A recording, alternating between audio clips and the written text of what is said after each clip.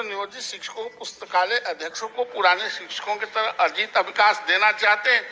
बस दोनों शिक्षक राज्य सरकार का है, एक पुराना है, एक नया है। तो पुराने ही की तरह राज्य सरकार नए पर देने पर विचार रखती है। माननीय मंत्री, विकास का पत्र है लेकिन नगदीकरण नहीं हो रहा है, ये भी मामला है। 120 से 300 दिन का तो कहा जा रहा है, वो है ही, लेकिन उसका नगदीकरण भी हो, सिर्फ नियमावली में सजाकर संवार कर रखने की चीज नहीं है। शिक्षक अगर सेवानिवृत्त होते हैं तो अर्जितावकाश का उनको लाभ भी मिले, उसका नगदीकरण भी। महोदय, जो प्रवृत्त नियमावली है 2020, उसमें 120 दिन के अर्जित अवकाश का प्रावधान है महोदय, और नई नियमावली आने वाली है, इस पर विचार करेगी सरकार महोदय। प्रश्न संख्या 423।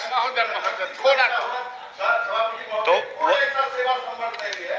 जिसको इस अर्जितावकाश का नगदीकरण का लाभ नहीं है, केवल ये नियोजित शिक्षक ही हैं जिनको 120 दिन दे रहे हैं, दे रही है शिक्षा विभाग। 300 दिन करना है, ठीक है।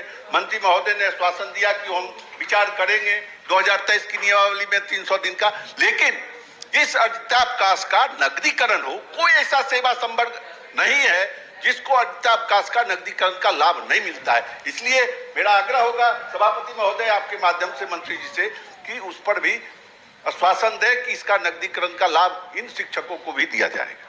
माननीय मंत्री महोदय, अभी जो नियमावली है उसमें तो प्रावधान नहीं है, जैसा कि पढ़े हैं, प्रश्न आने के बाद देखे हैं तो जानकारी मिली है, मगर नई नियमावली आने वाली है, उस पर विचार करेगी सरकार गंभीरतापूर्वक। महोदय, नई नियमावली कब तक आने वाली है?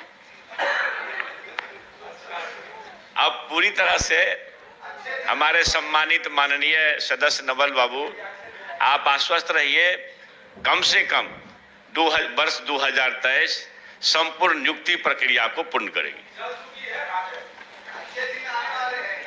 प्रश्न संख्या 423। माननीय सदस्य डॉक्टर संजीव कुमार सिंह। उत्तर प्राप्त हो चुका है। इस मामले में चूंकि सेवा पर खतरा मंडरा रहा है, जो मैंने प्रश्न में पूछा है, तो मंत्री महोदय इसको भी प्राथमिकता देते हुए, चूंकि इग्नू से जब तक कोऑर्डिनेट नहीं किया जाएगा, कोऑर्डिनेशन नहीं होगा, तो तब तक ये काम नहीं होगा। और जिला शिक्षा पदाधिकारी जगह जगह पत्र निकाल रहे हैं, तो सब कुछ गलती है इग्नू संस्थान की और भुगत रहे हैं शिक्षक। तो इस मामले को भी देखा जाए गंभीरतापूर्वक। प्रश्न संख्या 424। माननीय सदस्य महेश्वर सिंह उपस्थित हैं। प्रश्न संख्या 425। माननीय सदस्य डॉक्टर प्रमोद कुमार। उत्तर प्राप्त है पूर्व जी। माननीय मंत्री जी से मुझे आग्रह है कि अंत में इस सॉफ्टवेयर की बात किए हैं, तो 2021 से इस सॉफ्टवेयर का निर्माण का प्रक्रिया शुरू हुआ है और वो अभी तक पूरा नहीं हुआ है। 2021 से सॉफ्टवेयर बनने की प्रक्रिया शुरू हुआ है, तो ये सॉफ्टवेयर कब तक बनेगा?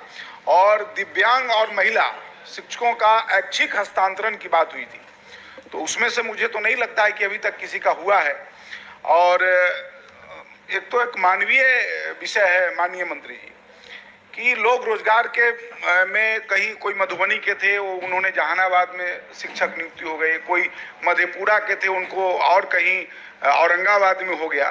तो इस चीज़ को इतना दिन से आप मंत्री तो ठीक है, सरकार का जो सिस्टम है माननीय मंत्री जी वो काम करता है, मंत्री आप रहे, हम रहे, कोई रहे, लेकिन जो ये सिस्टम एक तरह से कहिए कि कोलैप्स कर गया है। तो जो नियमावली है, उस नियमावली में सॉफ्टवेयर का जो बात कहा गया कि सॉफ्टवेयर बनेगा, तो 21 से सॉफ्टवेयर बन रहा है, कब तक सॉफ्टवेयर पूरा होगा और कब तक शिक्षकों का न्याय मिलेगा? माननीय मंत्री।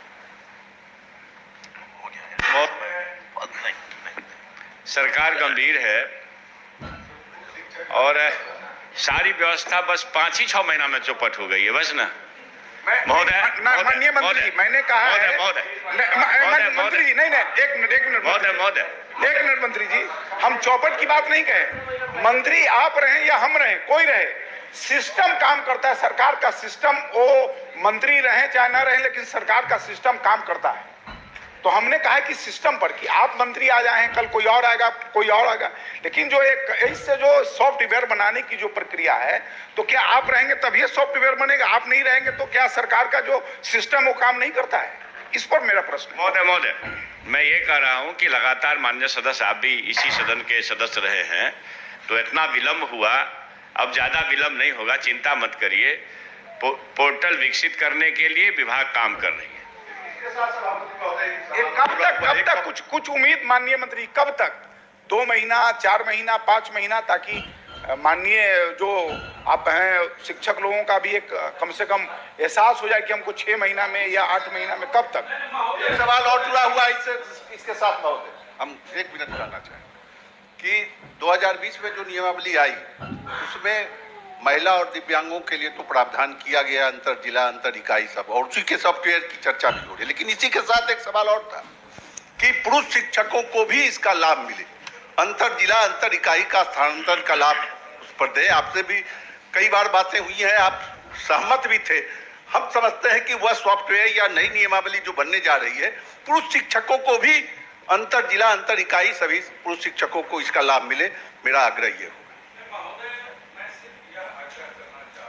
सदन में कई बार आश्वस्त किया गया और उसके लिए एक कैलेंडर बना दे, विभाग कैलेंडर बना दे, जो कि मार्च महीना चल रहा है, अप्रैल महीने में आवेदन लेकर के जो इच्छुक अभ्यर्थी हैं, इच्छुक शिक्षक हैं, वो स्थानांतरण हेतु आवेदन प्रपत्र भरेंगे। ऑनलाइन भरने की प्रथा है सॉफ्टवेयर में, और अप्रैल महीने में ही उनका स्थानांतरण भी जो इच्छित जगह है, जो उसका मापदंड है, उसके तहत कर दिया जाएगा।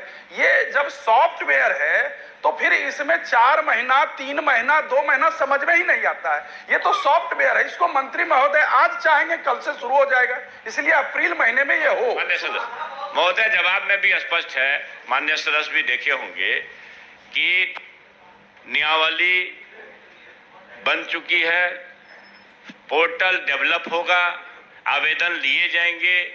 तो जब पोर्टल डेवलप होने में ही थोड़ी समस्या है, जो भी समय लग जाए, क्योंकि आप लोगों को मालूम होगा कि पहले भी वो इस पर काम हुआ था और फिर ये पोर्टल बनते बनते वो नहीं हो पाया किसी कारण से, तब वो सारे कारण से। और माननीय सदस्य जो सदन के हैं, सभी गंभीर सदस्य हैं, आप लोगों से भी राय ली जाएगी समय समय पर, आप चिंता न करें। संख्या 426।